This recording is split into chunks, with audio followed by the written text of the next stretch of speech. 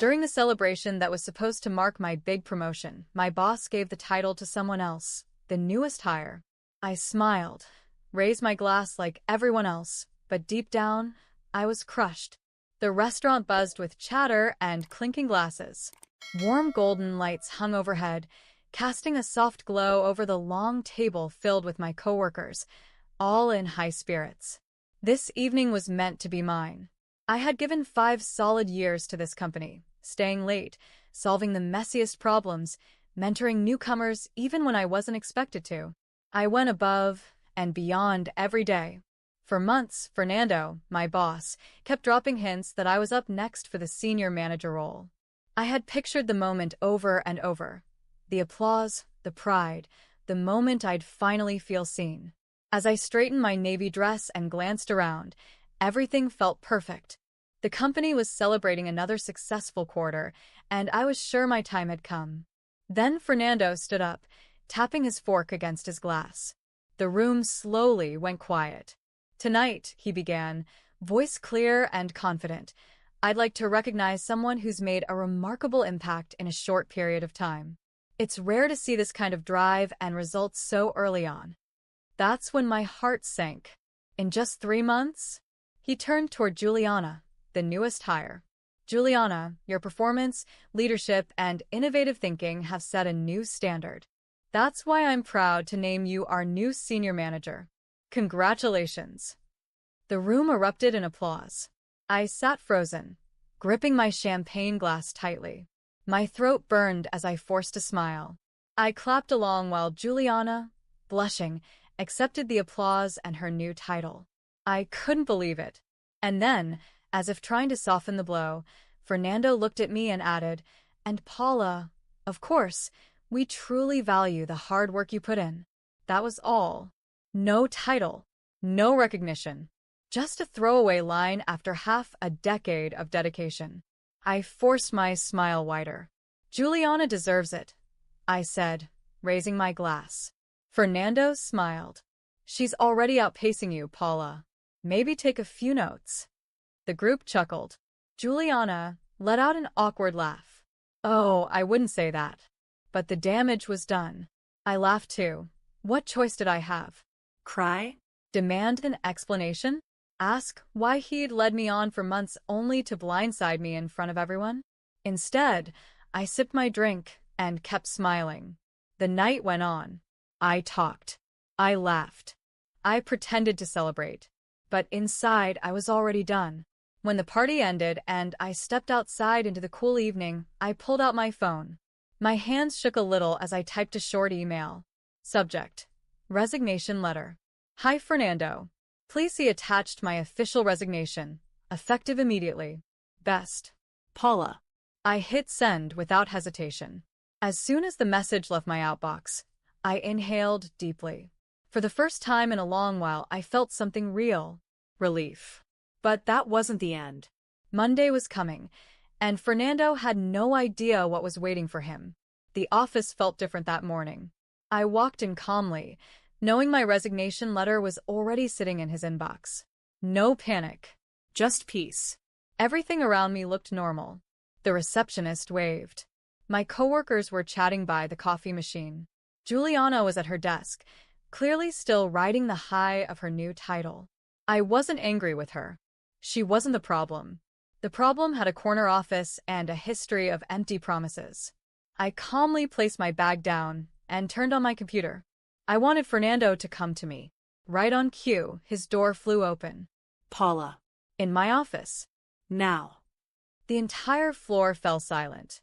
Everyone turned. He sounded nothing like himself, tense, shaken, almost panicked. I stood, smoothed my blouse, and walked toward his office. The door clicked shut behind me. He was already seated, staring down at a printed copy of my resignation. "You're leaving?" he asked, as if the words were foreign. "Yes," I said, taking the seat across from him. "Effective immediately. But why now? This feels sudden. We didn't even talk about this." I let out a short, dry laugh. We didn't talk about Juliana's promotion either. But here we are. His jaw clenched. "Paula, it wasn't personal. She just outperformed you." She's only been here 3 months, I replied, tilting my head. But sure, if that's what you believe. He leaned in. I do appreciate you. You've been crucial to this team for years. I don't want to lose you. I stared at him for a beat. You say that now. But when it mattered, when you had the chance to show it, you didn't. Instead, you made me the punchline at my own celebration, and then told me to learn from someone who hasn't even unpacked her desk. His expression cracked. For once, he looked unsure. Look, he muttered, running a hand through his hair, maybe I mishandled it. But quitting like this, it's emotional. You're making a rash choice. I gave him a cold smile. I sent that email Friday night, Fernando. If I were being emotional, I would have stormed out right then. But I didn't. I waited. I thought it through. I'm leaving on my terms. His fist clenched on the desk. So what now? He snapped. Going to a rival company? Because don't forget, you signed a non-compete. I chuckled. Oh, Fernando, you really have no idea. I don't need to go to a rival, I said as I stood up. Because while you were too busy ignoring everything I brought to the table, someone else was paying attention. His brows furrowed. What are you talking about? I took a slow, satisfying breath. You remember Andre? The CFO you let go last year? Fernando tensed. Of course he remembered. Andre used to be one of the company's top executives, smart, strategic, and respected by most. But he and Fernando never saw eye to eye. After too many disagreements, Fernando pushed him out, convinced he could be easily replaced. A few months back, Andre reached out to me. I continued calmly. He's launching his own firm and asked me to oversee the operations team. A director-level position. I paused. I initially turned him down. I had still believed in this company then. I leaned forward slightly, lowering my voice. But after what happened Friday night, that changed everything. I called him the moment I left the party. He repeated the offer, and that time I said yes. Silence. The kind of stunned silence that settles when someone gets blindsided. Fernando looked at me like he couldn't quite comprehend what I was saying. You're joining Andre's company? He finally asked, his voice tight with tension. I start Monday. I confirmed. He opened his mouth like he wanted to argue, but nothing came out at first. Then he let out a sharp exhale. Paula, think this through. This place has been your home for 5 years. Surely we can work something out. We can talk about. I'm not here to negotiate. I interrupted smoothly. The decision's already made. His jaw tightened. If you walk out now, there's no coming back. I smiled. I won't need to come back. I got up and walked to the door. Right before stepping out, I turned over my shoulder. You know, Fernando, it's funny how people only start to value you the moment you're gone. And with that, I left him alone with his regret. As I stepped into the open office again, it was like the whole floor had hit pause. The usual Monday buzz had vanished. Conversation stopped. Keyboards fell quiet.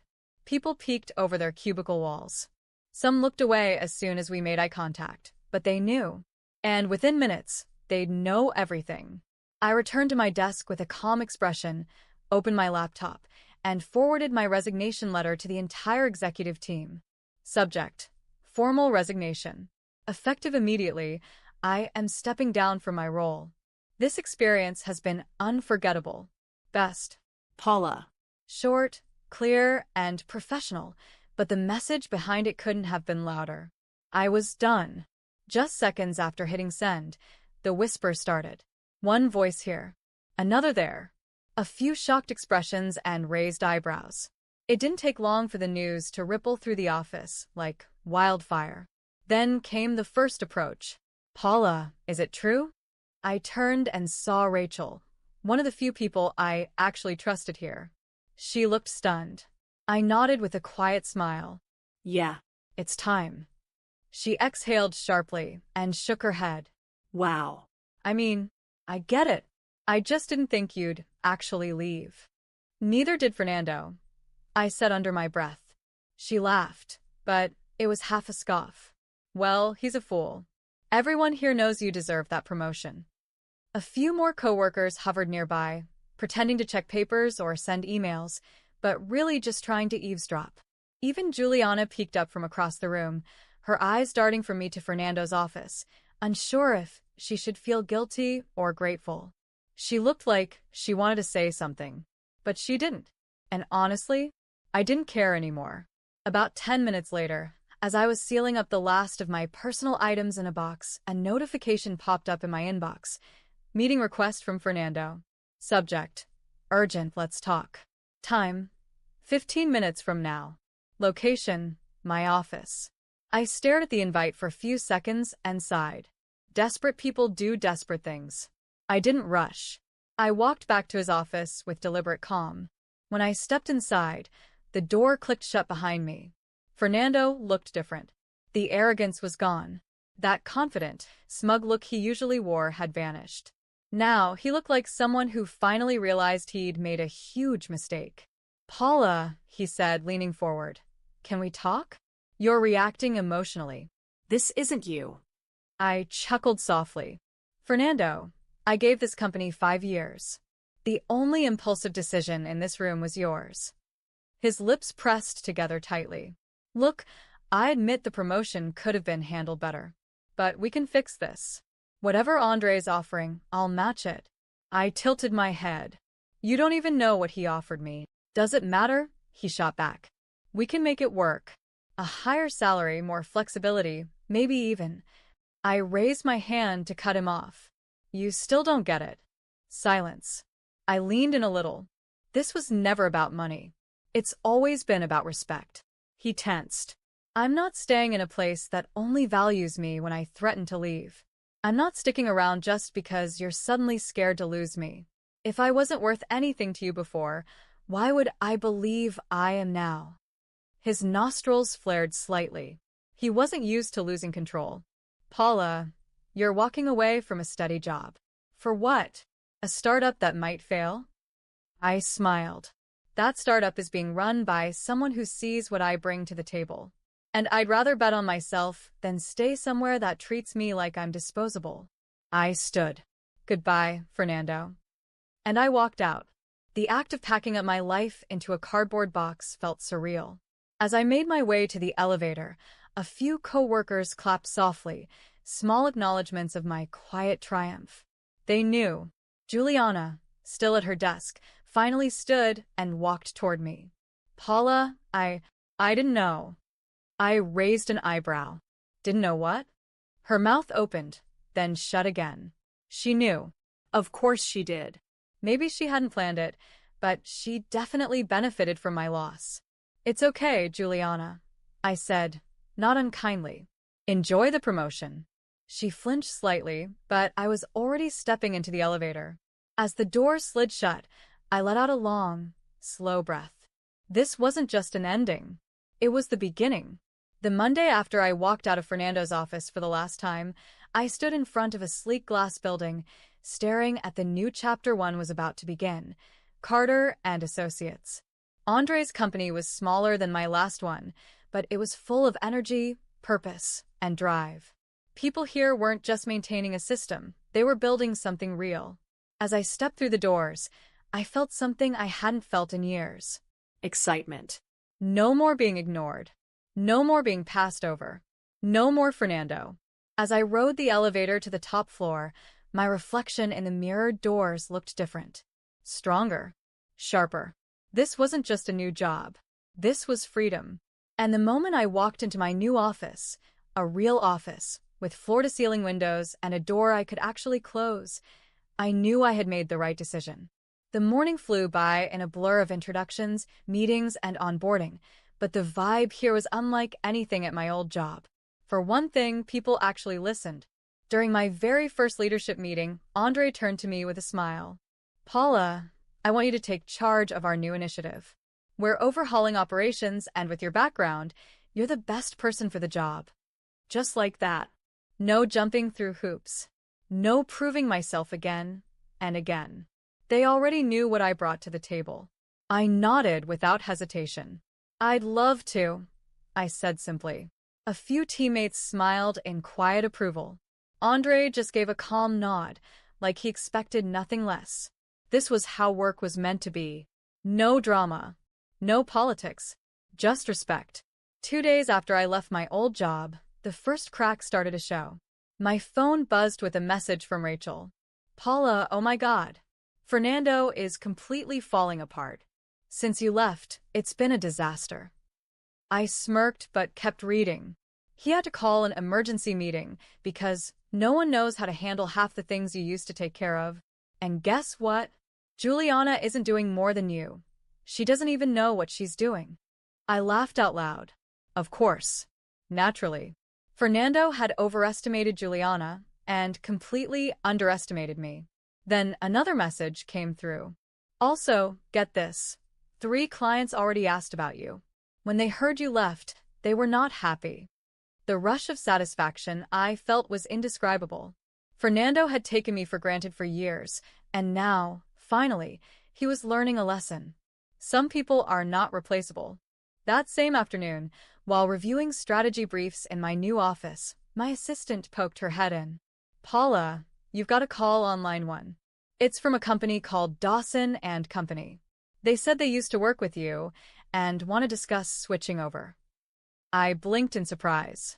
Dawson and Company had been one of the biggest clients at my previous company. Put them through, I said calmly, though my heart was racing. A moment later, I heard the familiar voice of Mark Dawson, the CEO. Paula, he said warmly, I heard you joined Carter and Associates. We should talk. I leaned back in my chair as a slow, satisfied smile spread across my face. Of course, Mark. How can I help? Within a week, 3 of the top clients from my old company had reached out to me, all saying the same thing. Things just aren't the same since you left. We don't feel like we're in good hands anymore. If you're running operations at Carter, we want to move with you. And so, one by one, they did. I wasn't chasing after them. I didn't have to. They came to me because they trusted me, not the company I used to work for. And Fernando? He was scrambling. Rachel kept sending me updates. Juliana's drowning. She's in way over her head. Fernando was screaming in a closed-door meeting this morning. The board is furious about the lost clients. The investors are applying pressure. Word is Fernando's being told to fix things fast. I could practically picture his face. The panic. The regret. And the best part? I wasn't even trying to ruin him. I was just finally doing well, somewhere else. That Friday afternoon, as I wrapped up my day, my phone buzzed with a new email.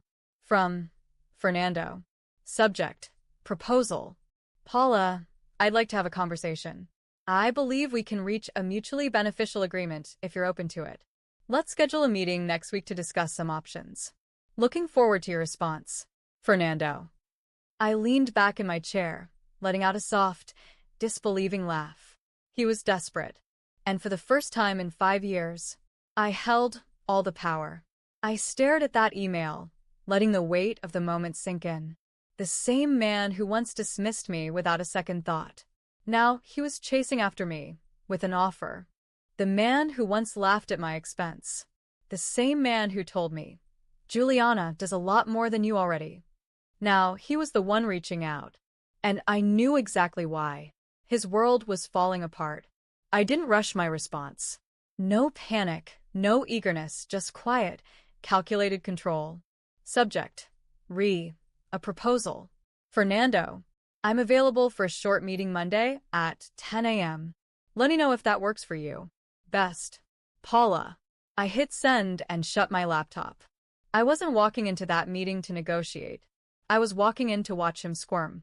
At exactly 10 a.m., I stepped into the familiar glass building I'd walked out of weeks ago.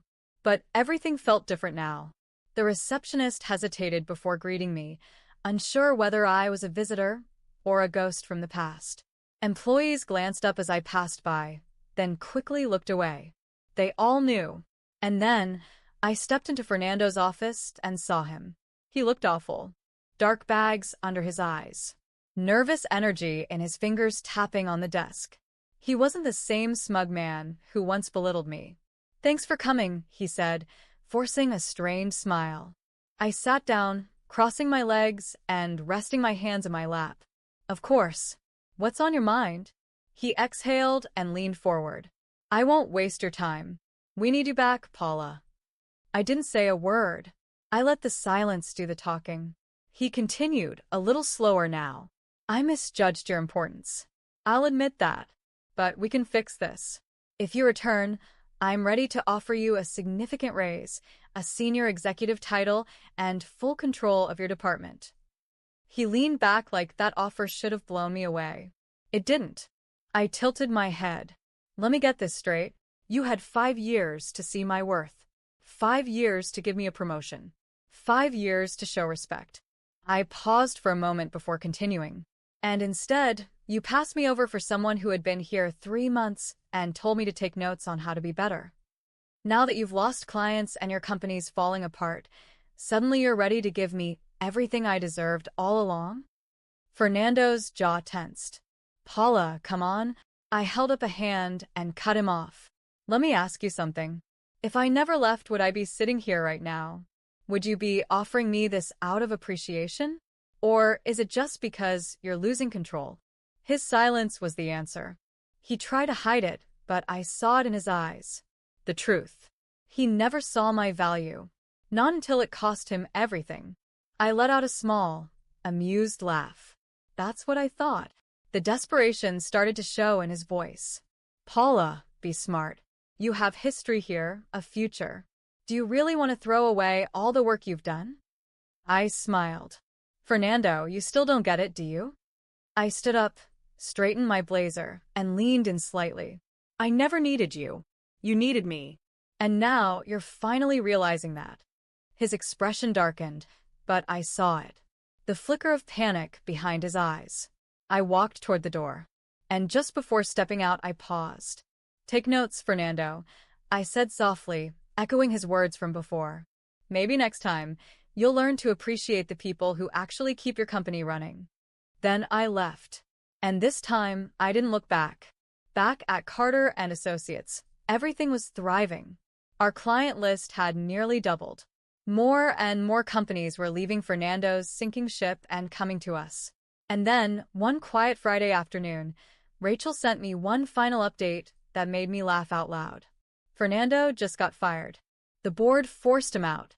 They couldn't recover from all the clients they lost. I leaned back in my chair, sipping my coffee. Perfect. Fernando thought I was replaceable. Turns out, He was. and me? I was exactly where I was meant to be.